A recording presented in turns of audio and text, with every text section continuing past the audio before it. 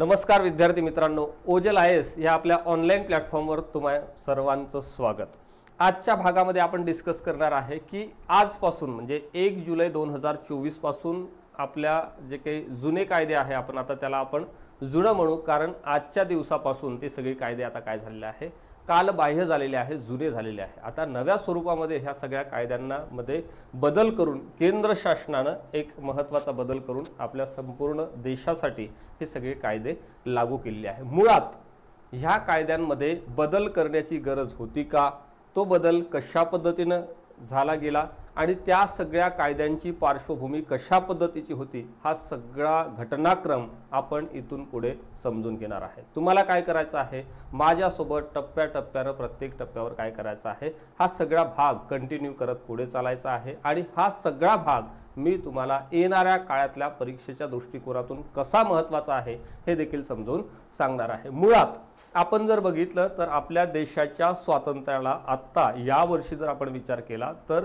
75 वर्ष पूर्ण होत आहे। केंद्र सरकार, महाराष्ट्र सरकार आणि विविध राज्यांचे सरकार, विविध संस्था संघटना देखील आपल्या स्वातंत्र्याचा अमृत महोत्सव साजरा करत असताना आपल्याला दिसतंय। अनेक लोकांनी बलिदान दिलं, अनेक लोकांनी वेगवेगळ्या स्वरूपामध्ये कष्ट घेतल्यानंतर आपल्याला 15 ऑगस्ट 1947 या सुवर्ण दिवसापर्यंत पोहोचता आलं आणि त्या स्वातंत्र्याच्या अगोदरची जर भारताची पार्श्वभूमी पाहिली तर भारत एक ब्रिटिशांची वसाहत होती, ही गोष्ट देखील आपल्याला समजून घ्यावी लागते।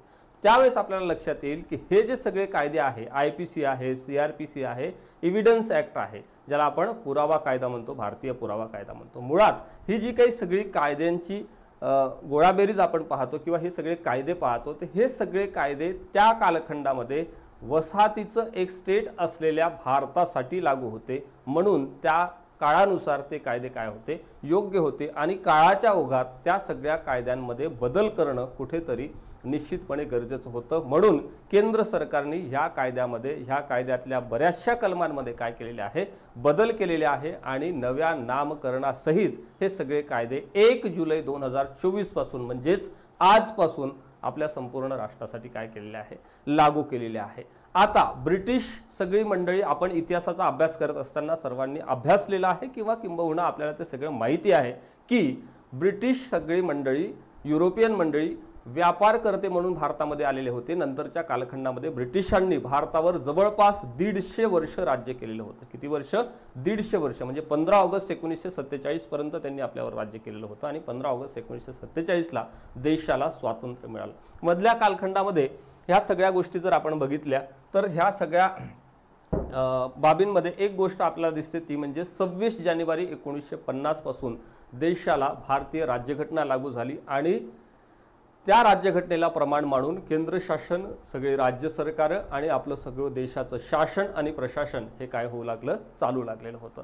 आणि तरी देखील ब्रिटिशांनी जाता जाता त्यांना आपल्या सगळ्या भारतवासियांना सांगितलेलं होतं की आम्ही केलेले सगळे कायदे, आम्ही केलेले करार, आम्ही केलेले नियम, आम्ही केलेले अटी हे जर तुम्हाला मान्य असेल तर तुम्ही ठेवा, अन्यथा तुम्ही त्यामध्ये काही बदल करू शकता किंवा ते पूर्णतः देखील रद्द करून तुमचे नवीन कायदे, नवीन नियमावली, नवीन संविधान तुम्ही काय करून घेऊ शकता, लागू करून घेऊ शकता। अशा पद्धतीचं एक स्टेटमेंट देखील ब्रिटिश नोकरशाहीनं त्या कालखंडामध्ये केलेलं होतं। म्हणजे आता 15 ऑगस्ट 1947 ला देशाला स्वातंत्र्य मिळालं, 26 जानेवारी 1950 ला देशाला घटना लागू झाली आणि घटनेनुसार आपलं सगळं शासन आणि देश चालू लागलेला होता। मधल्या कालखंडामध्ये ब्रिटिश सरकारने भारतासाठी तयार केलेला सर्वात शेवटचा कायदा, ज्याला आपण 1935 चा गव्हर्नमेंट ऑफ इंडिया ॲक्ट म्हणतो, त्या कायद्यानुसार ह्या मधल्या कालखंडामध्ये भारताचं सगळं शासन चालत होतं। ही गोष्ट आपण लक्षात घेणं गरजेचं आहे। आता पुढे जर आपण बघितलं तर हे सगळे कायदे म्हणजे ज्याला आपण IPC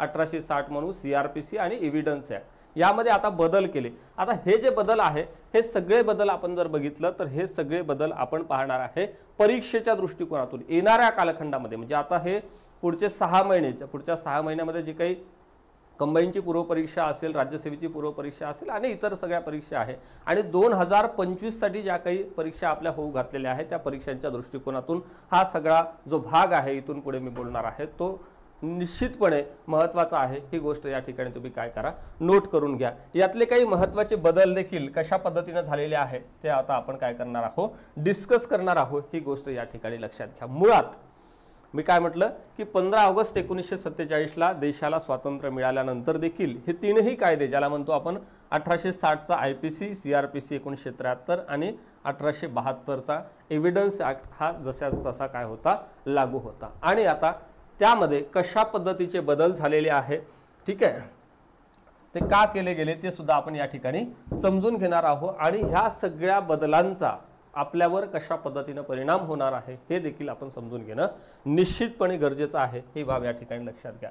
एक महत्त्वाचा मुद्दा या ठिकाणी दिसतो तो म्हणजे तुम्हाला राजद्रोह. आता राजद्रोहानुसार लोकमान्य बाळ गंगाधर टिळकांवर देखील हा खटला चाललेला होता. महात्मा गांधींवर देखील ब्रिटिशांनी त्या कालखंडामध्ये राजद्रोह त्यांना घोषित केलेलं होतं, त्यांच्यावर देखील हे कलम त्यांनी लावलेलं होतं. IPC कलम 124A नुसार, IPC कलम 124A नुसार तेव्हाचा राजद्रोह म्हणजे सध्याचा देशद्रोह, त्यामध्ये सुद्धा पुढच्या कालखंडामध्ये सुप्रीम कोर्टाने, ज्याला आपण भारताचं सर्वोच्च न्यायालय म्हणतो, त्या सर्वोच्च न्यायालयाने काय केलं की ह्या कलमाला स्थगिती दिलेली होती. ही गोष्ट सुद्धा या ठिकाणी काय करतोय मी अधोरेखित करतो, जी परीक्षेच्या दृष्टिकोनातून अत्यंत महत्त्वाची आहे. आता ह्या कलमाची स्थिती नव्या कायद्यामध्ये कशा पद्धतीची राहिलेली आहे, इतर कोणकोणत्या कलमांमध्ये कशा पद्धतीचा बदल झालेला आहे आणि सोबतच कोणकोणत्या व्याख्येमध्ये त्याची व्याप्ती वाढलेली आहे, हे देखील आपण या ठिकाणी समजून घेण्याचा निश्चितपणे प्रयत्न करणार आहोत. ही गोष्ट या ठिकाणी लक्षात घ्या. त्यानंतर बघा, महिलांवर होणारे गुन्हे. भारतीय दंडविधानाप्रमाणे बलात्कार कलम 376 व भारतीय न्याय संहितेप्रमाणे कलम 63. आता बलात्काराची जी कलम होती IPC 376(1) नुसार बलात्कार अशी व्याख्या त्यामध्ये दिली गेलेली होती. आता नवीन जी भारतीय न्याय संहिता आहे त्यानुसार हे कलम चेंज झालेलं आहे. आता कलम 63 नुसार बलात्काराची व्याख्या करण्यात आलेली आहे. अशा पद्धतीचे महत्त्वाचे कलमांचा चार्ट देखील मी सर्वात शेवटी तुमच्यासाठी या ठिकाणी घेऊन आलेलो आहोत. ही बाब या ठिकाणी लक्षात घ्या. पुढे जर आपण बघितलं तर ह्या सगळ्यामध्ये एक निष्कर्ष हाही निघून येतो की सर्वात लक्षणीय बाब म्हणजे वैवाहिक बलात्कार हा गुन्हा नसून त्याचा अपवाद म्हणून उल्लेख करणे. शिवाय काही गुन्ह्यांचा लिंगनिरपेक्ष केले गेले असले तरी बलात्कारासारख्या निर्गुण गुन्ह्यासाठी फक्त पुरुषाने गुन्हेगार आणि स्त्रीने पीडित असणे आवश्यक आहे असं या ठिकाणी सांगितलेलं आहे. हे महिला म्हणून ओळखल्या जाणाऱ्या व्यक्तीप्रमाणे बलात्काराच्या वास्तविकतेकडे दुर्लक्ष करते आणि LGBTQI समुदायाच्या सदस्यांवर देखील हे काय करते, विपरीत अशा पद्धतीचा परिणाम करू पाहते. ही गोष्ट सुद्धा या ठिकाणी आपल्याला लक्षात घ्यायची आहे. पुढे बघा, आता हा कायदा लागू झाला तर त्यामध्ये भारतीय नागरिक सुरक्षा संहिता 2023 यामध्ये किती कलम आहे आणि त्यातले महत्त्वाचे कलम सुद्धा आपण या ठिकाणी पाहण्याचा प्रयत्न करणार आहे. आणि सोबतच भारतीय न्याय संहिता 2023 यामध्ये साधारण 356 कलम आहे. यामध्ये कोणकोणते बदल झालेले आहे हे बदल देखील आपण या ठिकाणी समजून घेण्याचा निश्चितपणे प्रयत्न करू. ज्यामध्ये बाल या शब्दाची नेमकी व्याख्या समाविष्ट करण्यात आलेली आहे. म्हणजे बालक कोणाला म्हणायचं याची एक स्पष्टता या ठिकाणी दिलेली आहे. ही गोष्ट या ठिकाणी लक्षात घ्या. त्यानंतर बघा, लिंग या संकल्पनेमध्ये पारलिंगीचा समावेश देखील करण्यात आलेला आहे. कागदपत्रे ज्याला आपण डॉक्युमेंट्स म्हणतो, त्या डॉक्युमेंट्सची जी व्याख्या दिलेली होती त्यामध्ये आता इलेक्ट्रॉनिक आणि डिजिटल नोंदीचा देखील समावेश करण्यात आलेला होता, जो की अगोदर नव्हता. ठीक आहे. त्यानंतर महिला आणि बालकाविरोधातील गुन्ह्यांमध्ये नवे परिशिष्ट देखील यामध्ये काय करण्यात आलेलं आहे, समाविष्ट करण्यात आलेला आहे. ही गोष्ट आपल्याला या ठिकाणी लक्षात घ्यायची आहे. खोट्या बातम्या प्रस्तुत करणे याचा गुन्ह्यामध्ये काय करण्यात आलेला आहे, समावेश करण्यात आलेला आहे. म्हणजे चुकीची एखादी बातमी आपण काय करत असेल, स्प्रेड करत असेल, त्याचा प्रचार प्रसार करत असेल तर तरी देखील या कायद्यानुसार, म्हणजे कोणत्या कायद्यानुसार, भारतीय न्याय संहिता 2023च्या अधिनियमानुसार तो काय ठरेल, गुन्हा ठरेल. ही गोष्ट या ठिकाणी लक्षात घ्या. त्यामुळे आता डिजिटल मीडिया, इलेक्ट्रॉनिक मीडिया आपण जे काही वापरतो, ठीक आहे, ते सुद्धा वापरत असताना अत्यंत काळजी घेणं गरजेचं आहे. आत्महत्येचा प्रयत्न हे कलम या ठिकाणी काय करण्यात आलेला आहे, रद्द करण्यात आलेला आहे. अतिशय महत्त्वाचा हा पॉईंट आहे या कायद्यातला. ही बाब या ठिकाणी लक्षात घ्या. एखाद्या मुलग्याला लैंगिक छळ करणे ही संकल्पना नव्याने समाविष्ट करण्यात आलेली आहे. भीक मागण्यासाठी मुले पळवणे ही मानवी तस्करीचा एक भाग मानणार. आता या कायद्यानुसार एखाद्या मुलांचा जर व्यापार होत असेल, कशासाठी, भीक मागवण्यासाठी, त्याला पळवून नेत असेल तर त्याला मानवी तस्करीचा एक गुन्हा म्हणून या ठिकाणी नोंदवण्यात आलेला आहे. 5,000 रुपयांपेक्षा कमी मूल्याच्या चोरीच्या घटनांसाठी समाजसेवा ही शिक्षा टाकण्यात आलेली आहे. आता 5,000पेक्षा जर कमी आर्थिक बजेटचा तो जर गुन्हा असेल तर त्यासाठी त्यांनी आपल्याला शिक्षा काय दिलेली आहे, तुम्ही समाजाची सेवा करायची अशा पद्धतीची शिक्षा दिलेली आहे. त्यामध्ये आता त्या कलमामध्ये समाजसेवेची व्याख्या काय केलेली आहे ते देखील आपण बघणं गरजेचं आहे. लग्नाच्या आमिषाने, बढतीच्या आमिषाने किंवा ओळख लपवून लैंगिक संबंध प्रस्थापित करणे देखील या ठिकाणी काय होणार आहे, या कायद्यानुसार आता गुन्हा ठरणार आहे. ही बाब या ठिकाणी लक्षात घ्या. त्यानंतर जर आपण बघितलं तर इकडे आपल्याला दिसते भारतीय नागरिक सुरक्षा संहिता 2023 यामध्ये देखील 531 कलमांचा समावेश करण्यात आलेला आहे। त्यामध्ये बघा कोणकोणते प्रमुख बदल या ठिकाणी आपण झालेले आहेत ते बघण्याचा निश्चितपणे प्रयत्न करू, ज्यामध्ये महानगर आणि महानगर न्यायदंडाधिकारी हे प्रवर्ग आता या ठिकाणी काय करण्यात आलेले आहे, रद्द करण्यात आलेले आहे। कोणकोणत्या बाबी नव्या कायद्यामध्ये रद्द करण्यात आलेल्या आहे आणि कोणत्या बाबी समाविष्ट करण्यात आलेल्या आहे अशा संदर्भाने प्रश्न येणाऱ्या काळातल्या परीक्षेसाठी आपल्याला विचारणं अपेक्षित आहे। त्यामुळे हा जो चार्ट आहे, जो कंपाईल मटेरियल या ठिकाणी मी केलेला आहे, हे सगळे पेपरमधले कात्रणं आहे, ठीक आहे। आणि याची PDF सुद्धा आपण आपल्या ओजल IAS ह्या आपल्या टेलिग्राम चॅनलला मी काय करतोय थोड्या वेळात तुम्हाला अवेलेबल करून देतोय, तिथून देखील तुम्ही ती सगळी प्रिंट करून वाचू शकता। सहाय्यक सत्र न्यायाधीश हे पद देखील त्या ठिकाणी काय करण्यात आलेलं आहे, रद्द करण्यात आलेलं आहे। घोषित गुन्हेगार या संकल्पनेच्या व्याप्तीत वाढ करण्यात आलेली आहे। 10 वर्ष व त्याहून अधिक शिक्षा झालेल्या सर्वांचा या सगळ्या संकल्पनांमध्ये समावेश करण्यात आलेला आहे, ही बाब या ठिकाणी लक्षात घ्या।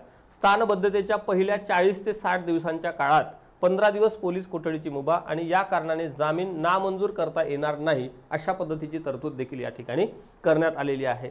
जिल्हा पातळीवर विशिष्ट पोलीस अधिकारी असणार आणि प्रत्येक पोलीस ठाण्याला अटकेसाठी नोटीस द्यावी लागणार आहे अशा पद्धतीची एक नवीन कलम यामध्ये टाकण्यात आलेली आहे।